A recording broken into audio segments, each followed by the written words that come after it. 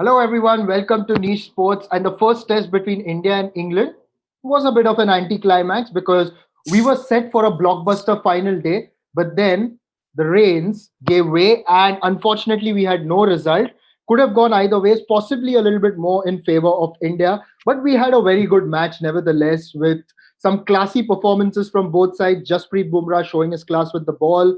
We had Joe Root telling us why he is one of the best batsmen in the world, and James Anderson again showing why he's got it in him, even at this age, to run in and get the best of the best out. So, all in all, if you're a cricket lover, you would have loved watching the first test. But now we move towards Lords. And we at Niche Sports are delighted to have a panel with us today. Joining me is Sachin Bajaj, the co founder, and we will be asking our questions to two men who are actually in the hot seat, if I may say, because Mick Newell joins us from Nottingham. He's the director of cricket at the Nottinghamshire County Cricket Club. Mick, a warm welcome for your first appearance with us.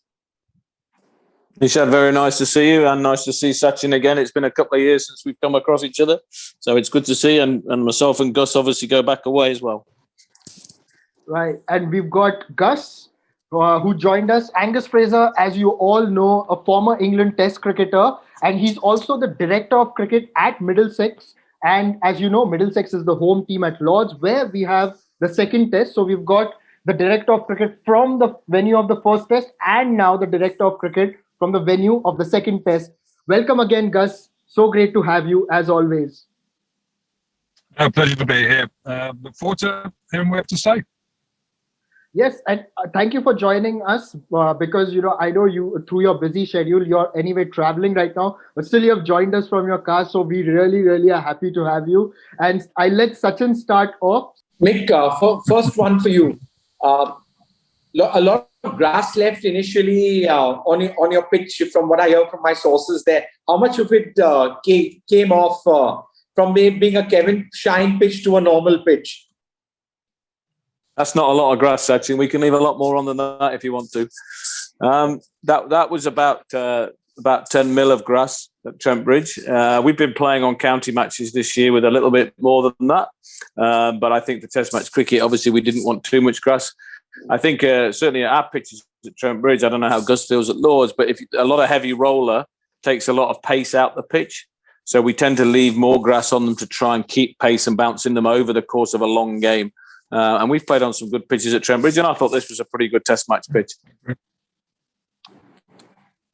And as Gus said in the previous program, these days in England you have what's called the CEO's pitches, where you need to cricket to go 5 days for the revenue to come in. I think bar India, which still produces dust bowls, I think everyone's looking to get fair pitches, and I think India will also move towards that at some stage. Gus, what's the pitch like at the home of cricket? It's the first time I'm missing an India Test at Lords in about 24 years here. It's going to be interesting. I mean, Middlesex, we've obviously played a number of games there this season, and to be honest, the pitches have done quite a bit for the seamers. They've been seamer friendly, done too much really, not through any sort of inefficiencies of the groundsman, just because of the conditions. We've played in April and May, heavy overcast conditions, under floodlights, and the ball has seamed around and the scoring has been low. What I would say was yesterday Lords was underwater. It rained very heavily. Today it's been a lot better. The sun's out. The forecast is good tomorrow. But I just wonder whether the groundsman is going to have enough sun to dry this pitch out, and it not to be a pitch that's got quite a bit in it for the seamers on the first day or so. Right. My question to you, we saw a pattern in the first two innings for both the teams where there were some good partnerships, but then wickets were lost in a heap. So what kind of a wicket or what kind of a challenge was that? Was it because of a wicket that once the well-set batsman gets out, that it was difficult for someone coming in, or it was just a coincidence that it happened, you thought? No, I don't think it was a coincidence. I mean, I was there on day one and I watched only when Root and Bairstow were batting did England have any semblance of a partnership at all. So I think it was difficult pitch to start up on. I think you've got some very, very high quality seam bowling on both teams. I think India's seam bowling is excellent and gives them the opportunity to play either 4 seamers and 1 spinner or 3 seamers and 2 spinners. So I think India have the better balanced bowling attack and will always challenge England on pitches that did suit seam bowling. And as I say, Joe Root was a class apart from every other batsman in the game, from what I could see. Yeah, I think it's almost the nature of cricket, isn't it? You, in our position as director of cricket, you sort of watch games and you see your side beat the bat time and time again, and you just want patience because you know quite often you've been out of luck for a period of time, but all of a sudden things will go your way and you will pick up 2 or 3 quick wickets. But I agree with Mick's assessment there. I mean, Joe Root was magnificent. It was a wonderful innings on a good surface. That was an interesting pitch at Trent Bridge. It was a good cricket pitch. But India were the better side. India are the better side. I mean, that's, I think, one thing you could say from that first Test match. They have more options. And even though some people might look at India's batting and say there were a few low scores there and a couple of players have not scored enough runs for a period of time, you think there's a few more runs in them than a few of England's players other than Root at this moment in time. Justin, I've got a very specific question for you looking at the Indian bowling attack and you being a former fast bowler and also having played a lot at Lords. You've got Jasprit Bumrah and his awkward action and the way he bowls, gets the ball into the right-hander. Which end would you prefer him bowling from at Lords, especially considering the slope over there?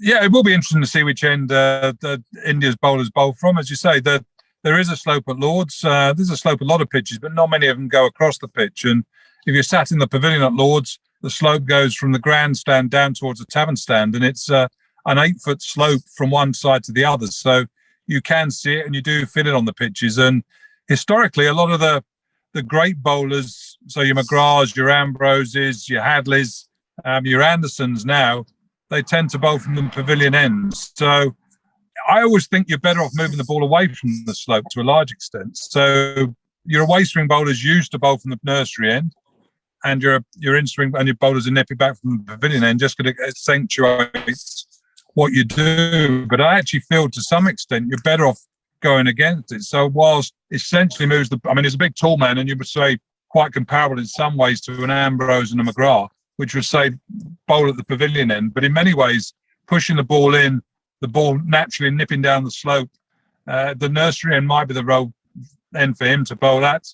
And for Shami, who is a fantastic bowler, just love watching him bowl. Again, away swing, almost getting bowling from the pavilion end because the batsman, right-handed batsman batting facing the bowler from the pavilion end will feel they have to push and play out more balls. So I would get your away swing bowlers essentially bowling from the pavilion end, and maybe your bowlers that push it back into the batsman, right-handed batsman, that is, bowling from the nursery end.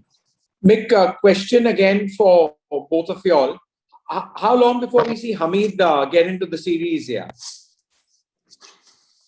I think there's a strong chance he'll play. I was at Trent Bridge the day before the Test match, and I think the England coaching staff were raving about Haseeb. You know, the way he's come back from pits of despair. Really, he couldn't get a run in county cricket, never mind England cricket. So I think he's very close to playing. I think England may well make a number of changes for this Test match, but Haseeb has done really well for Notts this year, and of course made 100 against India at Durham in a sort of warm-up match, which was a fantastically timed innings as well, if you want to get back into the side. So, I think England will make a number of changes this game, and I think Haseeb will definitely be one of them. I think they'll definitely be making one change, just because as I was leaving Lords this afternoon, I saw someone limping into a car at the back of the pavilion and to get a scan on a calf strain, and that was Stuart Broad. So I don't think Stuart Broad will be playing in this Test match. There was talk he might be rested anyway. But if he's pulled a calf muscle, he may well be struggling for the rest of the series. Any update on Vokes and his injury situation? Because he's always troubled India with his seam up. I haven't heard anything, so I assume he's still injured. Again, looking at our end, Mick, you might want to sort of add on this as well. I think Moeen Ali's going to play. I think why would you bring Moeen Ali into the squad if you weren't going to pick him, really? It's a bit of a slap in the face for Leach and Bess, who were obviously there as spin cover in the first Test match. But I wouldn't be surprised if we see Moeen Ali play in the Lord's Test match. He's done pretty well against India in previous years. But I think Chris Woakes, by the sound of it, is still a few weeks away from injury. Yeah, I mean, Chris Woakes hasn't even played a 100 match yet, Sachin, and that's only 25 balls. So if he can't bowl 25 balls, or whatever, it's 20 balls, is it? I can't remember now. Yeah, 20 balls per bowler. 20 balls per bowler. If he can't bowl 20 balls, he certainly isn't going to play a test match anytime soon. And if you are to, say, bring in Moeen Ali, then would it be in place of, say, like a Dan Lawrence? Because Moeen Ali can bat definitely in the spot that Lawrence is batting at. Okay, I think if he does come in, and he said I think he'll come in that role, and either him or Butler will bat 6. I think Sam Curran, especially if Broad's injured now, from what Gus is saying, Sam Curran can probably bat at 8 internationally with a combination of Butler and Ali at 7. I think it is a slap for Bess and Leach, like Gus said, but Moeen is a terrific cricketer. I think he's very unlucky that he's been left out quite so much of Test match cricket, and I think England have got to start playing a specialist spinner quickly, because at the moment they can't just keep playing four-seamers and a bit of Joe Root. Yeah, no, I'd say, I suppose if we're looking at Broad, I would have thought Wood would be the person that comes in to play for Stuart Broad. So that might be the replacement there. Not quite like for like, but Wood's obviously got a bit of pace and a bit of hostility to add something to the attack with Anderson, Curran as well. So, yeah, I think Moeen will come in, and I wouldn't be surprised if there was a change at the top of the order. I don't know, Michael Vaughan can be quite critical. I thought he was quite critical of England's top order in the game in the first Test match. But I say Crawley and Sibley haven't scored enough runs really. I'd keep persevering with Burns. I think he's done enough, but I think giving Hasib a little go ahead of one of those two wouldn't go amiss. Gus, what do you think, and Mick, what do you think India should do differently going into the next Test match here? I don't think they've got to do a lot different, to be honest. They were a good side, as Mick said earlier on. They've got a fantastic seam attack. They're leaving someone with over 300 Test wickets out, which shows what they think of the four seamers that have been picked. Obviously, the batting didn't fire, but I suppose the one, and again, if you can afford to leave a bowler of Ashwin's quality out to the side, you've obviously got pretty good resources. So I wouldn't have thought India have to do a great deal, to be honest. They've just got to turn up and play a similar game and bat a little bit better. And if they can do that, they'll put England under all sorts of pressure. But India are a fine side, and it'll be interesting to see where the pitch is. Not where the pitch is in position in the square, but where it is in its preparation as to whether you can get Ashwin into the side. But obviously Jadeja came in and performed quite well in the roles that he produced too. Yeah, Sachin, I would agree with Gus. I think India on paper are the better team, and England are still scrambling around looking to find ways of making themselves stronger. So I wouldn't be surprised at all if India played the same side. And if as Gus said, if it's been wet down in London, the temptation to keep going with four seamers will probably be quite strong down there. As always, I end the show by asking everyone to take their pick. And I'll first start with Sachin, because Sachin always gives me a percentage.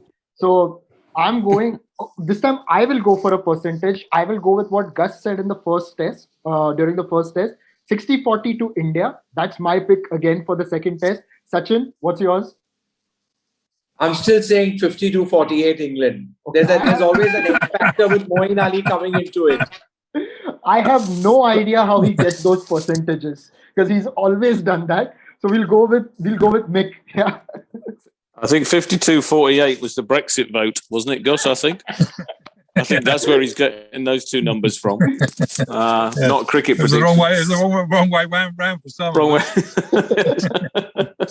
I'd probably agree with you, actually, Nishan. I was going to say 60-40 India. I think India have got the better quality of players, and unless the pitch is particularly difficult and they get stuck in or something like that, I just think that they'll score more runs than England, because they've got technically better players than England just at the moment. And Gus, the final word? I'm going to stick with last week's prediction, 60-40 to India. India are a class act, a better side than England at this moment in time. The players have got one test under their belt, so they're a bit more used to English conditions. And whilst England take a crumb of comfort from going into the last day of the Test match with a chance to win it, I think India were strong favourites. And if they play to their full potential, they're going to put England under a lot of pressure in the next 4 or 5 days. Well, I must tell you, though, gentlemen, that there was a test match. There was in Australia where Sachin had gone for 51-49, and that was the Gabba test. And as you know what happened at Gabba, after 31 long years, the fortress was breached. Perfect. Thank you so much, gentlemen. As always, a pleasure to have you on Niche Sports and to talk about cricket. We hope that the second test match is complete and we have a result in store because the first one was a bit of an anticlimax. To everyone watching, please do subscribe to our channel on YouTube and press the bell icon for all the updates. You can follow Niche Sports across all the social media platforms such as Facebook, Twitter, LinkedIn, and Instagram. Until next time, it's goodbye. And please do join us when we are back after the Lord's Test.